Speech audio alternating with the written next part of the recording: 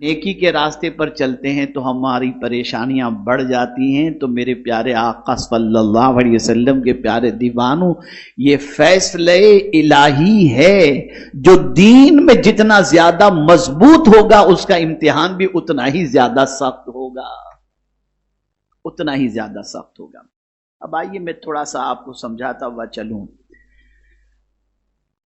اس امت پر سرکار صلی اللہ علیہ وسلم کے صدقے میں سب سے بڑا کرم یہ ہے کہ پہلے انبیاء کی امت امتحان کے اندر اگر فیل ہو جاتی تو اس امت کے چہرے کو مسک کر دیا جاتا، آسمان سے پتھر برسائے جاتے، زمین میں دھسا دیے جاتے. لیکن پروردگار نے اس امت کے لیے خاص طور پر ایک قانون بنا دیا، وَمَا كَانَ اللَّهُ لِيُعَذِّبَهُمْ وَأَنْتَ فِيهِمْ. سن لو، اللہ عز و جل تم پر عذاب کیسے نازل فرمائے جبکہ تم میں میرا محبوب موجود ہے. تو حضور بلاؤں کو ٹالنے والے ہیں، مصیبتوں کو ٹالنے والے ہیں، تکالیف کو ٹالنے والے ہیں. اور یہی وجہ ہے کہ ہزار گناہوں کے باوجود اللہ عز و جل اس امت کی شکل بھی نہیں بدلتا، اس امت پر آسمان سے پتھر بھی نہیں برساتا، اور اس امت کو پروردگار دھنساتا بھی نہیں ہے. یہ صدقہ ہے پیغمبر رحمت صلی اللہ تعالی علیہ وسلم کا. میرے پیارے آقا صلی اللہ تعالی علیہ وسلم کے پیارے دیوانوں، اب تھوڑا سا سماعت فرمائیں اچھی طریقے سے. یہ بخاری اور مسلم کی حدیث متفق علیہ. حضرت ابو سعید خدری رضی اللہ تعالیٰ عنہ روایت کرتے ہیں کہ حضور صلی اللہ علیہ وسلم نے فرمایا کہ مسلمان کو کوئی رنج، کوئی دکھ، کوئی فکر، کوئی تکلیف، کوئی اذیت اور کوئی غم نہیں پہنچتا یہاں تک کہ کانٹا جو اسے چوبھے، مگر اللہ تعالیٰ اس کے سبب اس کے گناہوں کو مٹا دیتا ہے.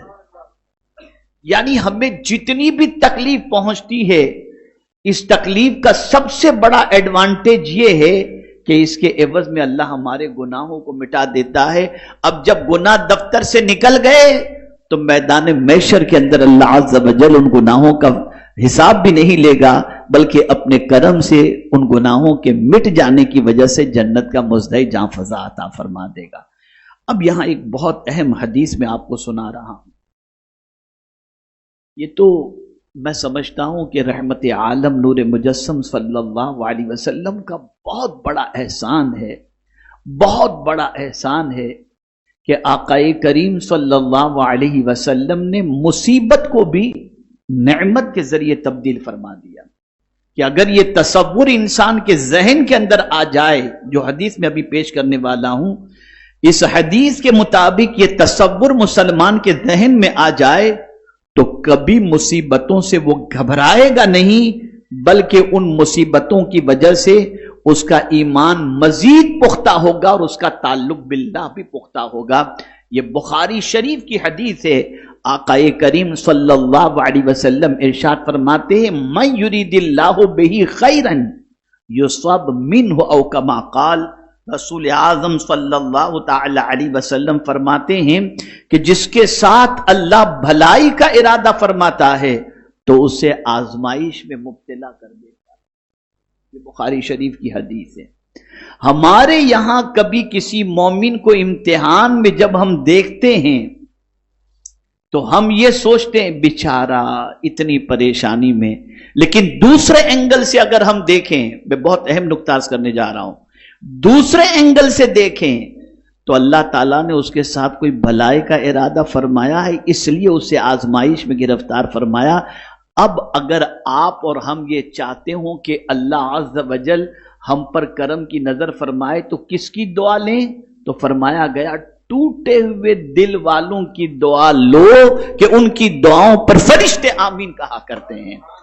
ان مصیبت زدوں کی دعائیں لو، ان پریشان حالوں کی دعائیں لو کہ اگر یہ دعا کر دیں گے اللہ تعالیٰ تمہاری پریشانی دور فرما دے گا. میں اپنی زندگی کا ایک واقعہ ماضی قریب کا، بہت زیادہ دن بھی نہیں گزرے، 1 مہینہ بھی نہیں گزرا ہوگا کم و بیش، میں آپ کو بتاؤں.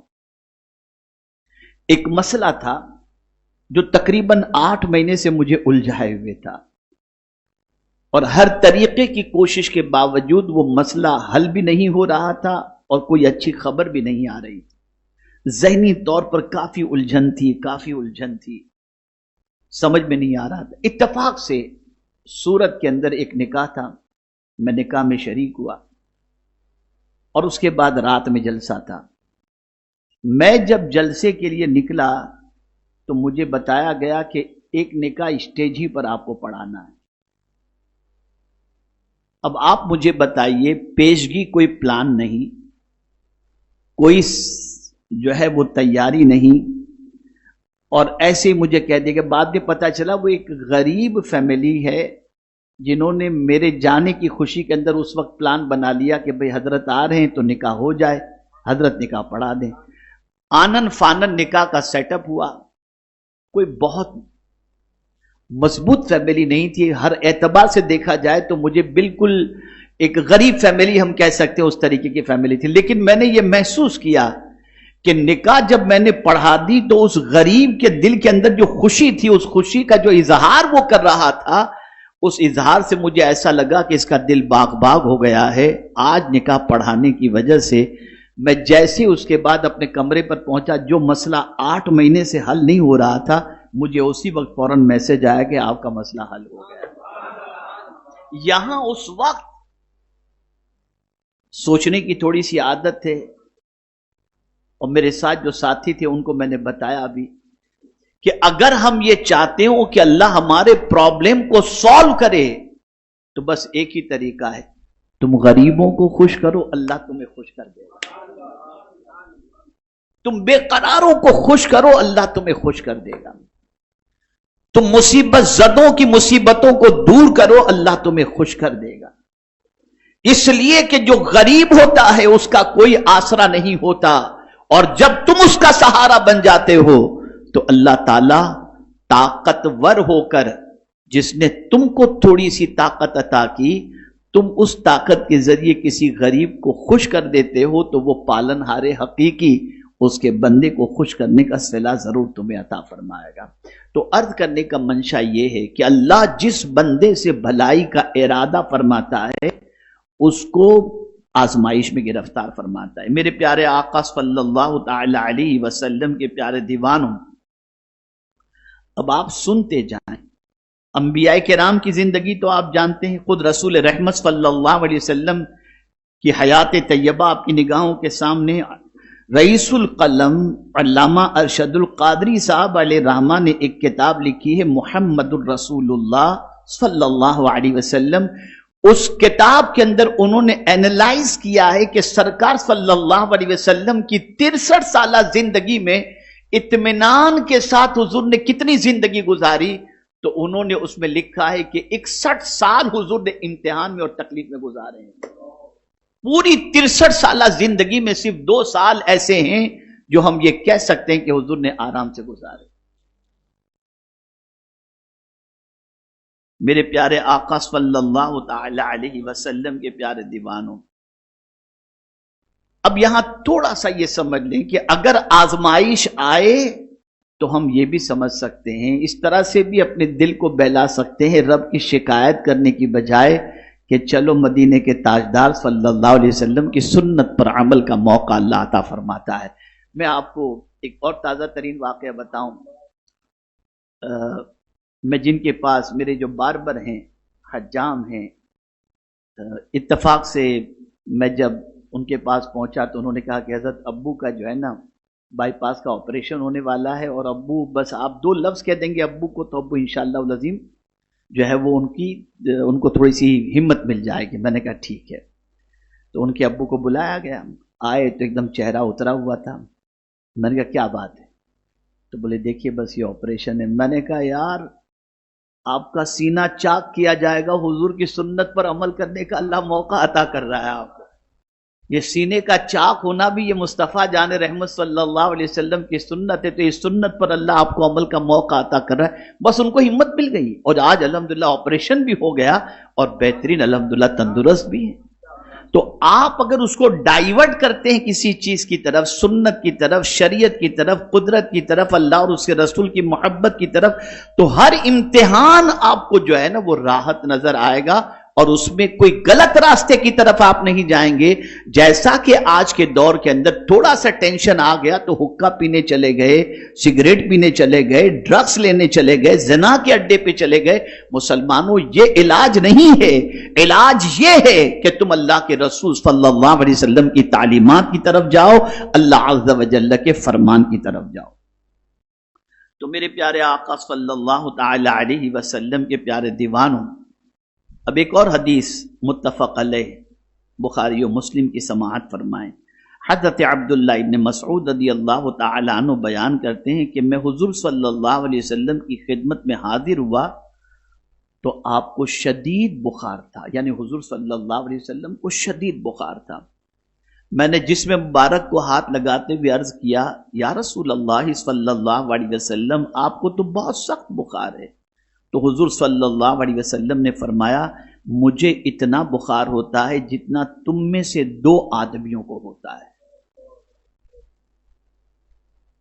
تو میں نے عرض کیا، اس لیے کہ آپ کو اجر بھی اللہ دگنا عطا فرماتا ہے؟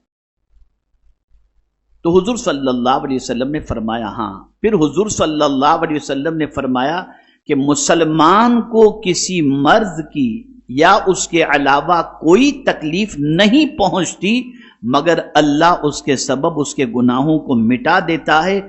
جیسے درخت سے پتے جھڑتے ہیں، ایسے بیماری کی وجہ سے گناہ بھی جھڑتے چلے جاتے ہیں۔ اور ایک روایت میں ہے کہ ایک صحابیہ نے حضور صلی اللہ علیہ وسلم سے جب بخار کے بارے میں برے الفاظ کہے، سرکار نے دیکھا کہ ان کو بخار ہے تو انہوں نے کہا کہ ہاں بخار ہے، اور پھر بخار کو گالی دی، انہوں نے برا کہا بخار کے حوالے سے۔ تو حضور صلی اللہ علیہ وسلم نے ان کو منع فرمایا کہ بخار کو برا مت کہو، اس لیے کہ یہ گناہوں کو مٹانے والا ہے۔ میرے پیارے آقا صلی اللہ تعالی علیہ وسلم کے پیارے دیوانوں،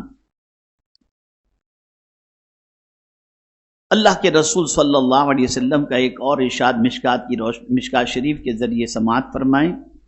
ام المؤمنین حضرت عائشہ صدیقہ رضی اللہ تعالی عنہ نے بیان کیا کہ حضور صلی اللہ علیہ وسلم نے فرمایا کہ جب بندے کے گناہ زیادہ ہو جاتے ہیں، غور سے سنیے گا، جب بندے کے گناہ زیادہ ہو جاتے ہیں اور اس کے عمل میں کوئی ایسی چیز نہیں ہوتی جو گناہوں کا کفارہ بن سکے، بندہ گنہگار ہے اور اسی کے ساتھ ساتھ اتنا گنہگار ہے کہ اس کے گناہ کی کوئی انتہا نہیں، بے پناہ گنہگار ہے، اور کوئی نیکی بھی ایسی نہیں جو اس کے گناہ کا کفارہ بن سکے، تو پروردگار کے پیارے حبیب صلی اللہ علیہ وسلم ارشاد فرماتے ہیں تو اللہ تعالیٰ اس کو غم اور پریشانی میں مبتلا کر دیتا ہے تاکہ یہی غم اور پریشانی اس کے گناہوں کا کفارہ بن جائے۔ اب میں آپ کو ایک چھوٹی سی بات بتاؤں، یہ بھی صدقہ ہے پیغمبر رحمت صلی اللہ علیہ وسلم کا۔ اگر ان گناہوں پر آخرت میں عذاب ہو تو ہم میں کا کوئی ایسا نہیں کہ ان گناہوں کی وجہ سے آخرت کے عذاب کو برداشت کر سکے۔ وہاں کا عذاب بڑا سخت ترین عذاب ہے۔ یہاں کی آگ وہ تکلیف نہیں دیتی جتنی جہنم کی آگ تکلیف دینے والی ہے، کہ آقا کریم صلی اللہ علیہ وسلم فرماتے اگر سوئی کے سوراخ کے برابر بھی جہنم کا دروازہ کھول دیا جائے تو پوری دنیا جل کر کے راکھ ہو جائے۔ اس آگ کی اتنی طاقت ہے، ہم میں کا کون ہے جو اسے برداشت کر سکے؟ یہ صدقہ ہے پیغمبر رحمت صلی اللہ علیہ وسلم کا کہ گنہگار جو گناہوں میں ڈوبا ہوا ہے، اللہ اس کو بھی گناہوں سے پاک کرنا چاہتا ہے تو اسے تکلیف دے دیتا ہے، غم دے دیتا ہے، بیماری دے دیتا ہے، تاکہ اس کے ذریعے اس کے گناہ معاف ہو جائیں، اور جب وہ اس دنیا سے جاتا ہے تو دنیا اسے مرحوم کہتی ہے، یعنی وہ بندہ جس پر اللہ نے رحم فرما دیا۔ میرے پیارے آقا صلی اللہ تعالی علیہ وسلم کے پیارے دیوانوں، آقا کریم صلی اللہ تعالی علیہ وسلم نے ارشاد فرمایا کہ مسلمان مرد اور عورت کے جان و مال اور اولاد میں ہمیشہ آزمائش رہتی ہے، یہاں تک کہ وہ اللہ سے اس حال میں ملتا ہے کہ اس پر کوئی گناہ نہیں ہوتا، ابتلا اور آزمائش کے ذریعے گناہ معاف ہو جاتے ہیں۔ میرے پیارے آقا صلی اللہ تعالی علیہ وسلم کے پیارے دیوانوں، قرآن مقدس میں اللہ عز و جل نے واضح طور پر فرمایا۔ اب میں تھوڑا سا اختتام کی طرف لے چلتا ہوں، اس لیے کہ میں جانتا ہوں کہ آج عید کے دن کے ہونے کی وجہ سے میں بہت زیادہ وقت آپ کا لوں گا تو آپ کے ذہن کا منتشر ہونا بھی لازمی ہے، تو میں زیادہ وقت نہیں لوں گا۔ اللہ امتحان کیوں لیتا ہے؟ ایک تو آپ نے سمجھ لیا کہ گناہوں کے کفارے کی وجہ سے، یہ تو ان لوگوں کا امتحان جو گنہگار ہیں۔ اور نیکوکار کا امتحان کیوں لیتا ہے؟ جن کے دامن نیکیوں سے بھرے ہوئے ہیں، جو گناہ سے بچے ہوئے ہیں۔ بھئی آپ مجھے بتائیے، تاجدار کربلا امام حسین رضی اللہ تعالیٰ عنہ تو گناہ سے بچے ہوئے تھے نا، پیدل 25 حج انہوں نے کیے تھے، عابد و زاہد تھے۔ حد تو یہ ہے کہ حضور صلی اللہ علیہ وسلم نے نوجوانہ نے جنت کا سردار انہیں ڈکلیئر کر دیا۔ اتنا اونچا مرتبہ، پھر امتحان کیوں؟ تو یاد رکھیں، امتحان اس لیے لیا جاتا ہے نیک بندوں کا، تاکہ ان نیک بندوں کے مقام سے جو لوگ ناواقف ہیں وہ واقف ہو جائیں کہ اتنے امتحان کے اندر بھی ان کے قدم ڈگمگائے نہیں، ان کا تعلق اپنے رب سے ویسا ہی مضبوط رہا اور رب کے فرمان پر یہ ثابت قدم رہے، جیسا کہ حضرت امام عالی مقام کو رب قدیر کے فرمان سے ہٹانے کے لیے ایڑی چوٹی کا زور لگا دیا گیا کہ امام حسین یزید کی بیعت کو قبول کر لیں جو ظالم تھا، فاسق تھا۔ قرآن نے کہا وَلَا تَرْكَنُوا إِلَى الَّذِينَ ظَلَمُوا فَتَمَسَّكُمُ النَّارُ، ظالم کے آگے نہ جھکو، اس لیے کہ ظالم کے آگے جھکنے کی وجہ سے جہنم کی آگ تمہیں چھوئے گی۔ اب یہ اتنا سخت تھا کہ ظالم اپنی طرف جھکانے کے لیے ہر طریقے کی کوشش کر رہا تھا، لیکن حضرت امام عالی مقام رضی اللہ تعالیٰ عنہ اللہ کے فرمان پر عمل کرتے ہوئے جان تو انہوں نے دے دی، لیکن یزید کے ہاتھ میں ہاتھ نہ دیا اور ظالم کے آگے نہ جھکے۔ اب میں آپ سے پوچھنا چاہتا ہوں، اس امتحان نے امام حسین کا مرتبہ لوگوں کے دلوں میں اور محبت لوگوں کے دلوں میں اتنی پیدا کر دی کہ اب قیامت تک پیدا ہونے والے بچوں میں بہت سارے ماں باپ ایسے ہیں جو اپنے بچے کا نام حسین رکھنے پر فخر محسوس کرتے ہیں۔ تو نیک لوگوں کا امتحان، اور پھر اسی کے ساتھ ساتھ ایک وجہ یہ بیان کی گئی انبیاء کرام کی ابتلا کی وجہ، نیک لوگوں کے امتحان کی وجہ کہ ان کے فالوورز، ان کے ماننے والے جب کبھی امتحان میں گرفتار ہوں تو ان کے ذہن میں فوراً یہ بات آ جائے کہ اس امتحان سے تو ہمارے آقا بھی گزرے تھے، ایسا امتحان تو اللہ کے نیک بندوں کا ہوا تھا، تو ان کو اس امتحان پر ثابت قدم رہنے کے اندر حوصلہ ملے گا کہ اس امتحان کے اندر ان اللہ والوں نے رب کے فرمان پر کیسے عمل کیا۔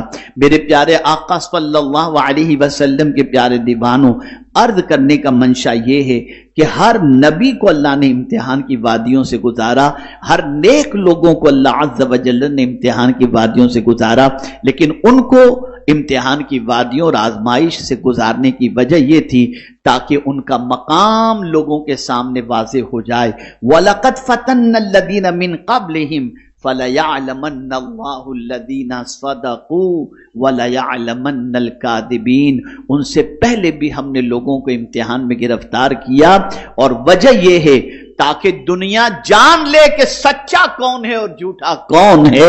امتحان کی وادیوں میں آنے کے بعد اگر قدم ڈگمگا جائیں تو وہ ایمان کے دعوے کے اندر سچے نہیں، اور امتحان کی وادیوں سے گزرتے وقت ان کا قدم ڈگمگائے نہیں، لیکن رب کا شکر بھی ادا کریں اور رب پر توکل بھی کریں اور رب کی محبت کا دم بھی بھریں اور شریعت کی پاسداری بھی کریں، تو اللہ فرماتا ہے ان کا مقام لوگوں کے سامنے واضح کر دیا جائے اور بتا دینے کے لیے یہ امتحان ہوتا ہے کہ یہ ہم سے محبت کے اندر سچے ہیں۔